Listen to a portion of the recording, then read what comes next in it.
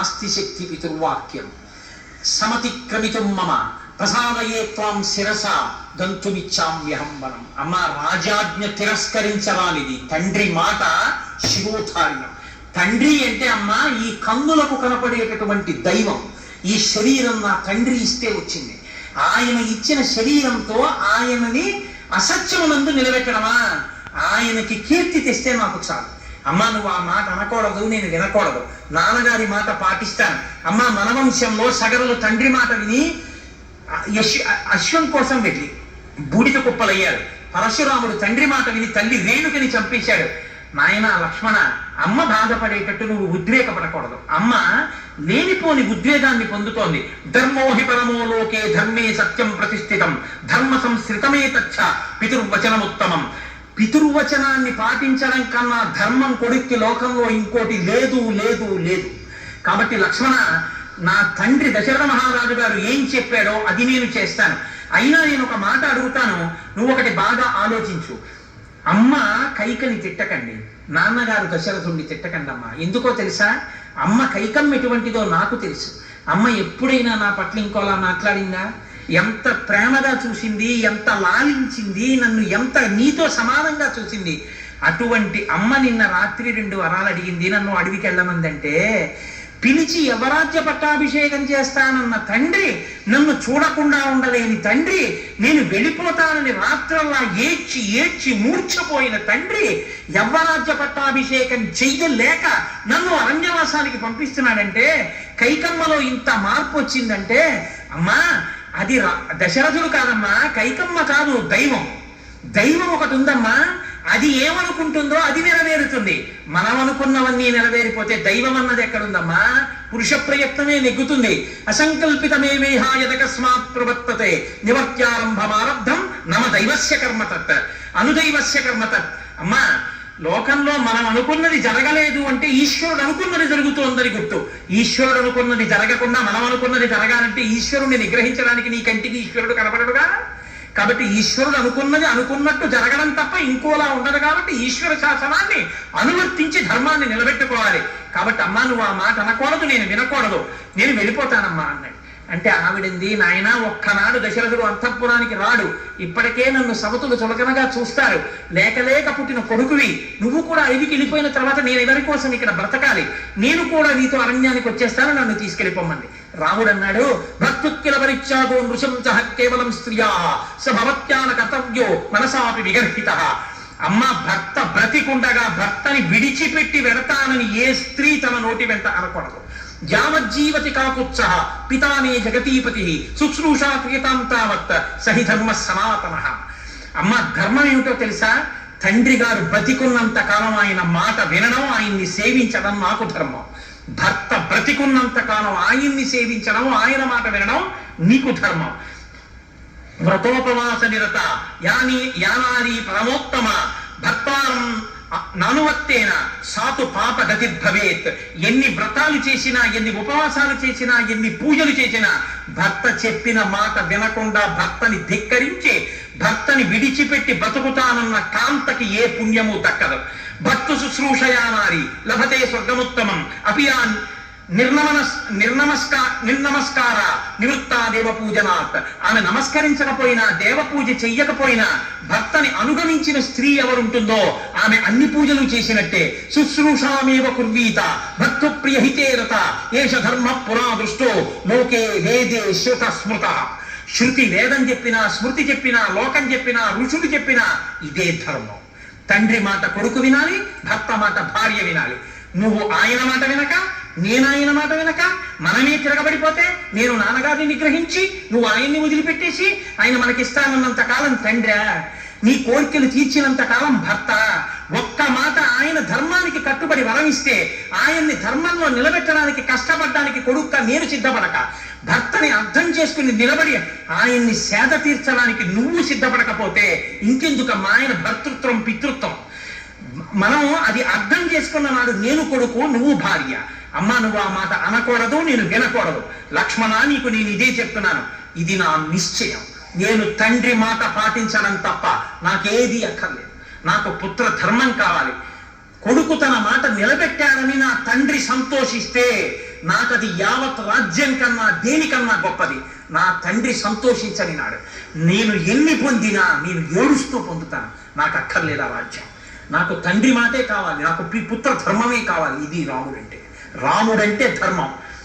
మహాతల్లి కౌసల్య చెప్పినటువంటి మాట ప్రతి తల్లి తెలుసుకోవలసిన మాట లోకంలో. ప్రతి తల్లి, ప్రతి తండ్రి రామాయణంలో ఈ శ్లోకాన్ని తెలుసుకోవలసిన శ్లోకం. పెద్దలు ఏమంటారో తెలుసా అండి ఈ శ్లోకం గురించి? కౌసల్య 14 ఏళ్ల కోసం రాముడికి కట్టించిన సజ్జన్నపు మూట అంటారు ఈ శ్లోకాన్ని. ఎందుకంటే అమ్మ పిల్లాడు ఏదైనా ఊరు వెళ్తున్నానంటే నాన్నగారు డబ్బిస్తాడు. అమ్మ అలా ఇవ్వదు. అమ్మ ఏం చేస్తుందంటే, నాన్న మధ్యాహ్నం ఆకలేస్తుంది తినే అని రొట్టిస్తుంది. ఎందుకైనా మంచిది, రాత్రి అక్కడ ఏమైనా దొరుకుతాయో దొరకవో 2 యాపిల్ పళ్ళు పడేసాను తినే అంటుంది. అమ్మ పోషణ చూస్తుంది. 14 ఏళ్ళు రాముడు ఇప్పుడున్నవాడు అలాగే ఉండాలంటే, రాముడు అరాముడు కావాలని ఏ మందర కోరుకుందో అలా రాముడు అరాముడు కాకుండా ఉండాలంటే, రాముడు లోకాభిరాముడుగా తిరిగి రావాలంటే, జగద్వందితుడైనటువంటి రాముడిగా కీర్తి శోభిల్లాలంటే, రామ నేను నీకు చెప్తున్నాను గుర్తుపెట్టుకో. యం పాలయసి ధర్మంత్వం ధృత్యాచ నియమేన చ సవై రాఘవశాబ్దూల ధర్మస్త్వాం అభిరక్షతు.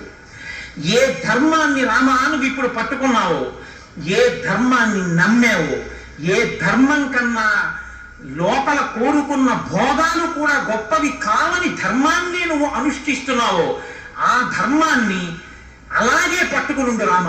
అది నిన్ను అభిరక్షతు, నిన్ను రక్షించి తీరుతుంది. ఈ మాట నాటుకుంది రాముడికి. 14 ఏళ్ళు. అందుకే రాముడు ధర్మం తప్పలేదు. అరణ్యంలో ఉన్న ఎన్ని అడ్డదారులు వచ్చినా తాను చేరుకోవడానికి ధార్మికమైన మార్గంలో వెళ్ళాడు తప్ప ఎన్నడూ ధర్మపథాన్ని విడిచిపెట్టలేదు. ఇప్పుడు ఆ తల్లి ఆశీర్వచనం చేస్తోంది.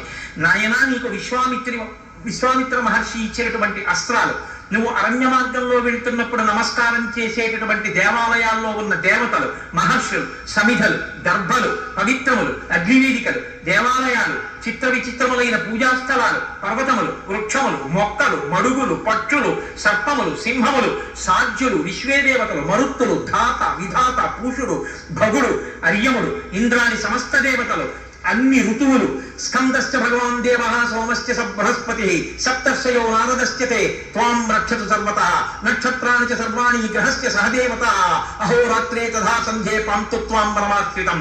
సంధ్యలు, సూర్యుడు, చంద్రుడు, స్కందుడు అనగా సుబ్రహ్మణ్యుడు, సోమశ్చ సోముడు, శివుడు, సప్తర్షులు, నారదుడు నిన్ను నిరంతరము రక్షించుగాక అని అనేక మందిని ప్రార్థన చేసి తెల్లని పూలదండలు, సమిధలు, తెల్ల ఆవాలు సిద్ధం చేయించి, అగ్నిహోత్రం చేయించి బ్రాహ్మణుల చేత రాముడికి రక్ష కట్టి ఆయన దగ్గరకు వచ్చి కొన్ని శ్లోకాలతో ఆవిడ రక్ష పెట్టింది. ఇవి పెద్దలు ఏం చెప్తారంటే, ఈ శ్లోకాల్ని బిడ్డల్ని కన్న తల్లులు పిల్లలు ఎప్పుడైనా ఎక్కడికైనా వెడుతూ ఉంటే వాళ్ళకి ఈ 3 శ్లోకాలతో రక్ష పెడితే వాళ్ళకి ప్రమాదములు రావు అంటారు.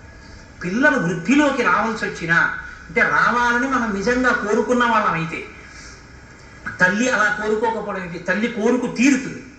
కాబట్టి తల్లిదండ్రులు, ప్రత్యేకించి తల్లి, ఏ పిల్లవాడినైనా పిల్లనైనా ఈ 3 మంత్రాలతోటి, 3 శ్లోకాలతోటి రక్ష పెట్టాలి అని చెప్తారు పెద్దలు.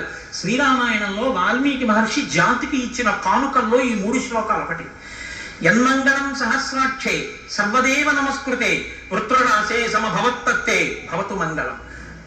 వృత్రాసురుడిని సంహారం చేసినప్పుడు ఇంద్రుడికి అదితి ఎటువంటి రక్ష పెట్టిందో అటువంటి మంగళము నీకు కలుగుగాక. యన్మంగళం సుపర్ణస్య వినతా కల్పయత్పురా అమృతం ప్రార్థయానస్య తత్తే భవతు మంగళం. అమృతపాత్రని తీసుకురావడం కోసమని గరుత్మంతుడు బయలుదేరుతున్నప్పుడు వినత ఆయనకి ఎటువంటి మంగళాన్ని కల్పించిందో అటువంటి మంగళము నీకు కల్పింపబడుగాక. అమృతోత్పాదనే దైత్యాం ఘ్నతో వజ్రధరస్యేత్ అదితిర్మంగళం ప్రాదాత్ తత్తే భవతు మంగళం. అమృతోత్పాదన కాలమునందు దేవేంద్రుడికి ఆ దేవతలందరూ ఎటువంటి మంగళమును కల్పించారో అటువంటి మంగళము నీకు కల్పింపబడుగాక. త్రీన్ నిక్రమాం ప్రక్రమతో విష్ణోరమిత తేజసః యదాసీన్ మంగళం రామ తత్తే భవతు మంగళం. రామ, 3 లోకములను కూడా ఆ రోజు బలిచక్రవర్తి దగ్గర 3 అడుగుల రూపంలో దానం పుచ్చుకున్నప్పుడు శ్రీ మహావిష్ణువు కొలుస్తున్నప్పుడు త్రివిక్రమావతారంతో పెరిగిపోయినప్పుడు లోకమంతా ఆయనకి ఎటువంటి మంగళం చేసిందో అటువంటి మంగళము నీకు కల్పింపబడుగాక. ఓషధీం చాపి సిద్ధార్థాం విశల్యకరణీం శుభాం చకార రక్షాం కౌసల్య మంత్రై రభిజాపచ. ఒక విశల్యకరణి అనేటటువంటి ఓషధిని అక్కడ పెట్టి బ్రాహ్మణుల చేత అభిమంత్రింపచేసి దాన్ని తీసుకొచ్చి రామచంద్రమూర్తి యొక్క శరీరానికి ఆ ఓషధిని కట్టి ఆయన ఒళ్ళంతా తడిమి మనస్ఫూర్తిగా రాముణ్ణి పంపించడం ఇష్టం లేకపోయినా ఆయనకి ఆశీర్వచనం చేసి, నాయన రామ 14 సంవత్సరములు ధర్మంతో అరణ్యవాసాన్ని పూర్తి చేసి నువ్వు తిరిగి వచ్చి పట్టాభిషిక్తుడవై రాజ్యపాలన చేస్తుంటే చూసే అదృష్టాన్ని నాకు ఈశ్వరుడు కల్పించాలని ఆశీర్వచనం రామచంద్రమూర్తికి కౌసల్యామాత చేసినది.